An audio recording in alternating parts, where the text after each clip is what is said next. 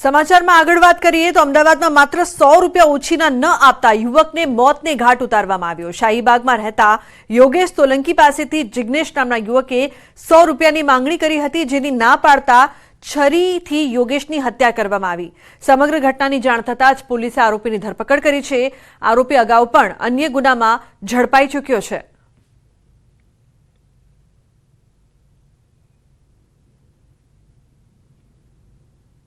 બનાવ એકબીજાના પરિચિત હતા, એકબીજાને ઓળખતા હતા, અવારનવાર એકબીજા જોડે પૈસાની લેવડ દેવડ ઉછીના કરતા હતા।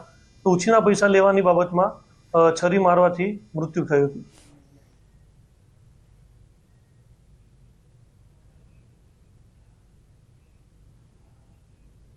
દાહોદના સંજેલી તાલુકાના ચમારિયા ગામના ખેતરોમાં પાણી ફરી વળ્યું છે। કાળિયા હેલ તળાવમાંથી આવતું પાણી કેનાલ તૂટી જવાના કારણે ખેતરોમાં ફરી વળતા રવિ પાકને મોટા પાયે નુકસાન પહોંચ્યું છે। ઉલ્લેખનીય છે કે કેનાલની સફાઈ કામની કામગીરી કર્યા વિના પાણી છોડવામાં આવે છે। ચોમાસામાં વરસાદ પડવાથી કચરો તેમજ માટીના થર જામી જવાને લઈને કેનાલ પણ સાંકડી થઈ ગઈ છે, જેથી કેનાલમાં ગાબડું પડતા કેનાલનું પાણી ખેતરોમાં ભરાઈ ગયું હોવાની ફરિયાદો ઉઠી છે। ખેડૂતોએ રિપેરિંગ અંગે વારંવાર રજૂઆત કરી છે, છતાં કામગીરી કરવામાં ન આવતા નુકસાની વેઠવાનો વારો આવ્યો છે। કે જ્યાં કાળિયાની સિંચાઈ યોજનાની નહેર આવે છે એમાં વર્ષો પૂરા નથી, ઝાડ ઝાકરા ઉગી ગયેલા છે અને કોઈ સાફ સફાઈ કરતા નથી અને કોઈ પણ પ્રકારનું ધ્યાન આપતા નથી અને ઝાડ ઝાકરા ઉગવાથી અંદર ગાબડું પડવાથી અમારા ખેતરમાં પાણી ઘૂસી ગયું અને પાકને નુકસાન થયું છે। કાળિયા હેલ તળાવમાંથી જે નહેર આવે છે એ નહેરની અંદર સાફ સફાઈ વગરની નહેરની પાણી છોડ્યું અને પાણી છોડતા ગાબડું પડતા અચાનક રાતોરાત પાણી છલોછલ ચાર્ડની અંદર ડીચણ ભરાઈ ગયું અને 3 દિવસ સુધી પાણી ચાલ્યું।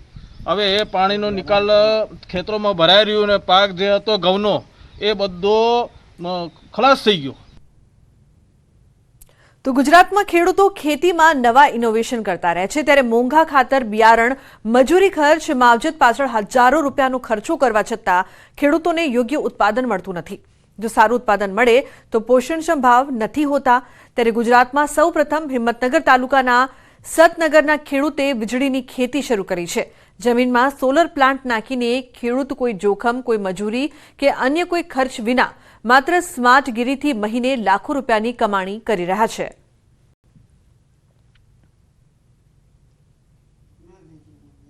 મેં આ 8.5 એકરમાં સોલર લગાવ્યું છે।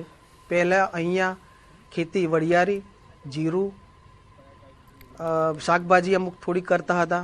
અમને જોઈએ એવું બેનિફિટ મળતો ન હતો। સોલરની જે વીજળી દિવસની 8,000થી 10,000 અને ટાઈમ હોય તો 11,000 યુનિટ અમે કાઢી યુજીવીસીએલમાં અમે આપીએ છીએ, જેનો ભાવ ₹2.83 અથવા તો ₹2.80 આજુબાજુ છે।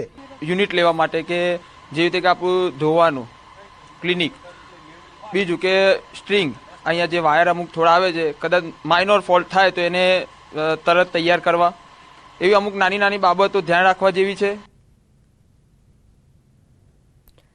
ત્યારે એક તરફ ગુજરાતના ખેડૂતો ખેતીમાં તનતોડ મહેનત કરવા છતાં દેવાદાર બની રહ્યા છે, તો બીજી તરફ સતનગર ગામના ખેડૂતે કુદરતી સંસાધનોનો ઉપયોગ કરી સૌર ઉર્જા થકી વિપુલ પ્રમાણમાં કમાણી શરૂ કરી છે।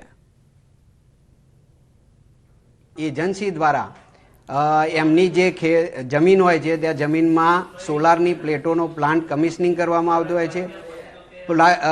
પ્લાન્ટ લાગી ગયા બાદ જરૂરી એનું અમે જોઈન્ટ ઇન્સ્પેક્શન કરતા આવીએ છીએ અને જરૂરી મંજૂરી બધી મેળવી લીધા બાદ તેનો પ્લાન્ટનું ચાલુ કરતા આવીએ છીએ। આમ ખેડૂતને પોતાની જમીનમાં જ્યાં સરકારની જે યોજના છે, જે યોજના અંતર્ગત તે પોતાના ખેતરમાં સોલારનો પ્લાન્ટ લગાવી અને ત્યાં વીજળીનું ઉત્પાદન કરી અને સરકારને જે યુજીવીસીએલમાં અમારા કંપનીને આપીને એનું બેનિફિટ મેળવતા હોય છે।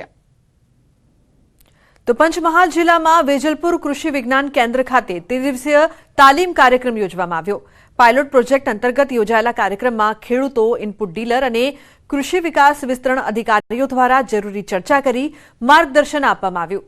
આ વિસ્તારમાં હાલ સોઇલ સર્વેની પણ કામગીરી હાથ ધરવામાં આવી છે, જે માટે હાલ વિવિધ સ્થળોથી જમીનમાંથી પરીક્ષણ માટે સેમ્પલ એકત્રિત કરવામાં આવી રહ્યા છે, જેનો રિપોર્ટ તૈયાર કરાશે। આ વિસ્તારની જમીન માટે કયા પાકનું વાવેતર યોગ્ય છે, જે અંગે જાણકારી આપવામાં આવશે। સાથે જ 100 હેક્ટર જમીનમાં પાયલોટ પ્રોજેક્ટ તરીકે આગામી ચોમાસામાં પાકનું વાવેતર પણ કરવામાં આવશે। पॉलिसी के लिए भारत सरकार को भेज दिए जाएंगे, तो उसके आधार पे हम ये बता पाएंगे कि ये यहाँ की मिट्टी किस फसल विशेष के लिए उपयोगी है और किसके लिए उपयोगी नहीं है। सब जानते हैं कि जैसे इंडस्ट्रीज बहुत सारी बढ़ रही है, हाईवेज बहुत सारा बढ़ रहा है, इंफ्रास्ट्रक्चर बहुत सारा बढ़ रहा है और कृषि योग्य भूमि लगातार घटती जा रही है और पानी की कमी इसके साथ बहुत ही ज़्यादा तीव्र गति से पानी कम होता जा रहा है। तो इसी परियोजना का एक मेन जो मुद्दा है वो है कि पानी की बचत कैसे भी की जाए। तो રાજકોટમાં કાર્ય વિસ્તાર કુંભ કાર્યક્રમ યોજાયો। આરએસએસ દ્વારા મનમોહન વૈદની ઉપસ્થિતિમાં કાર્યક્રમ યોજાયો। સંઘ શતાબ્દી મહોત્સવના ભાગરૂપે કાર્યક્રમનું આયોજન કરાયું હતું। સામાજિક સમરસતા, કુટુંબ પ્રબોધન, સ્વદેશી જાગરણ, પર્યાવરણ, નાગરિક બોધ પર આ કાર્યક્રમ યોજાયો હતો। નવી પેઢીને સંઘની વિચાર સાથે જોડવા તથા સંઘના કાર્યો જન જન સુધી પહોંચાડવા સંઘનું આયોજન કરવામાં આવ્યું।